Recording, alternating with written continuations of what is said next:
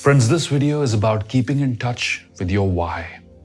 Keeping in touch with your original purpose that inspired you to pursue the journey that you're currently on. Making sure that you're navigating towards your true north at all times. And asking yourself, have I and my team been sucked into a comfort zone? The Bermuda Triangle, where all change makers disappear if they lose touch with their original purpose? If you're a leader, it's important to ask, is my team still in touch with their original purpose and their founding principles? Or has comfort become the main priority now, overtaking all the noble ideals such as service, upliftment, value addition, and welfare? You see, if your answer is yes to any of the questions above, you should be very careful as a leader, because these are symptoms of decline. I came across this very thought-provoking story. It's called the Lighthouse Story, which I'd like to share with you in this video. And towards the end, I have some serious questions to help you identify and check whether you are sailing towards your true north or not. It is said many years ago, there was a tiny village on a rocky seacoast where storms often battered and seas were ever rough and stormy. Many ships were driven onto the rocks by the storms, and many sailors lost their lives in the raging seas. One day, the people decided among themselves that they should do something about this, that they should establish a lighthouse and a life-saving station on a little peninsula on the coast, to warn ships away from the rocks and save the lives of those cast into the icy waters. With great enthusiasm, they approached the government and began to secure the necessary funds for this project. And soon they set forth and built a tower and set a beacon in it. They organized a very well-functioning lookout system, bought boats and learned how to handle them, and soon they were in business. And they were very proud of themselves. They were in the business of saving lives. The effects of what they were doing became known far and wide. Their fame spread. Fewer ships now went onto the rocks. And when such a tragedy did occur, the alarm was sounded and people risked their own lives to rescue those who had been cast into the raging icy waters.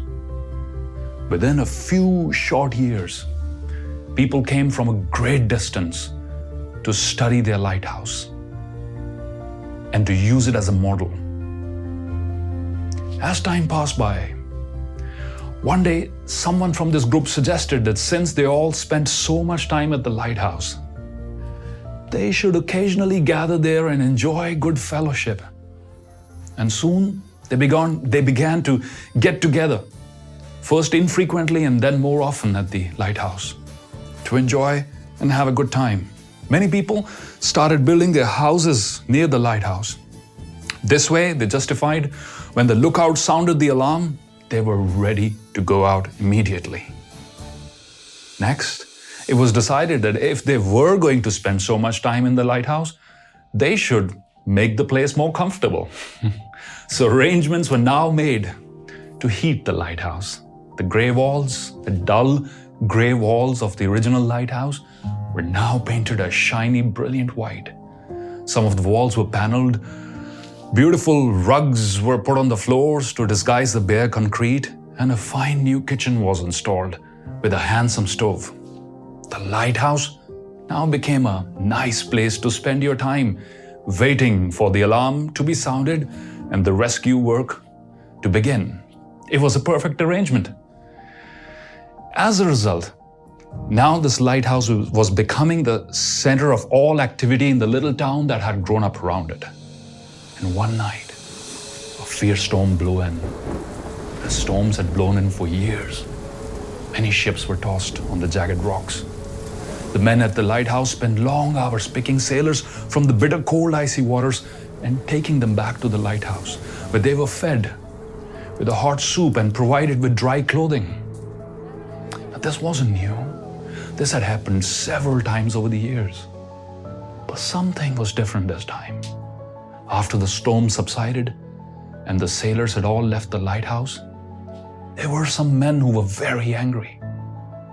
It seems that the storm had made them leave the comfort of their warm and cozy lighthouse and go out into the wet and dangerous seas, and they got cold, freezing cold. They didn't like it.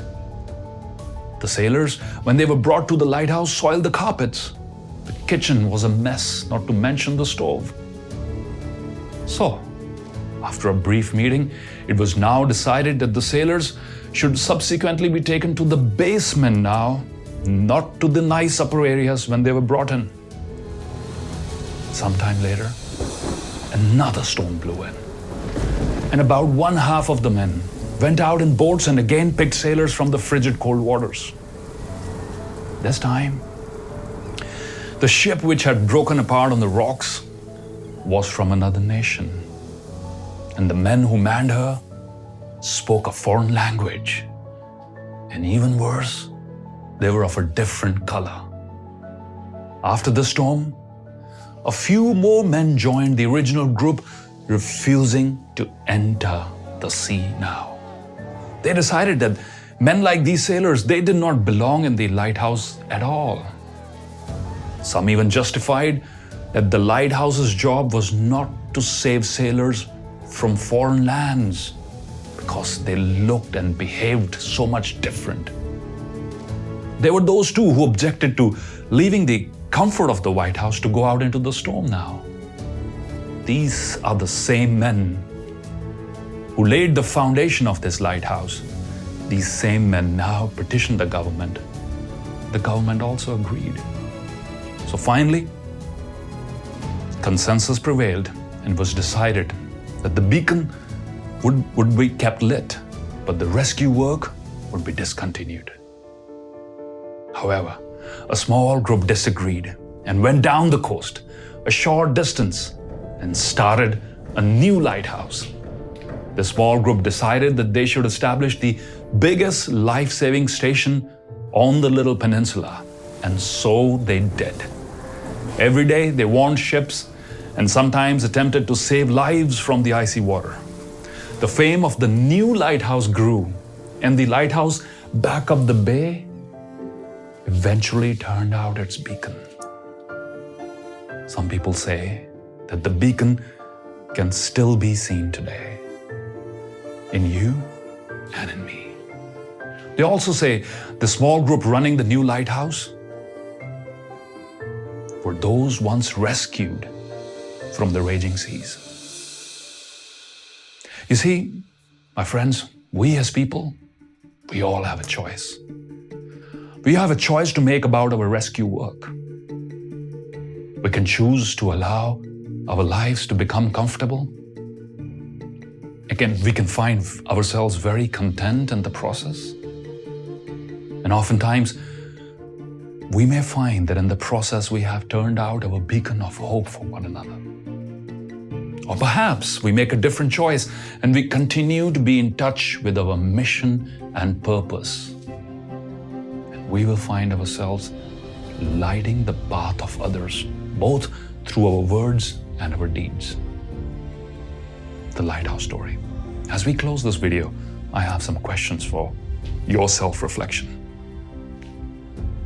Think about why the lighthouse was set up in the first place.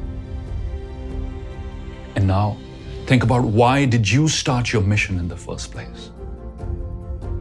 Regardless of what you're doing, why did you start your mission, your organization, your business, your career in the first place? Think about why the lighthouse was made more comfortable as time passed by. And reflect now on how you might have become more comfortable in your current role. Think about the problems the new comfort level brought with it in this lighthouse story. And ponder on how you might be hurting your future growth due to your current comfort level. Recall the excuses used by the people in the story as they veered away from their original purpose of saving lives. And now reflect on the justifications you might be using as you slowly drift away from your original purpose. Your why, my friends, your why is like your GPS. Follow it, and it will help you sail towards your true north. Remember to keep the main thing, always. Thanks for tuning in.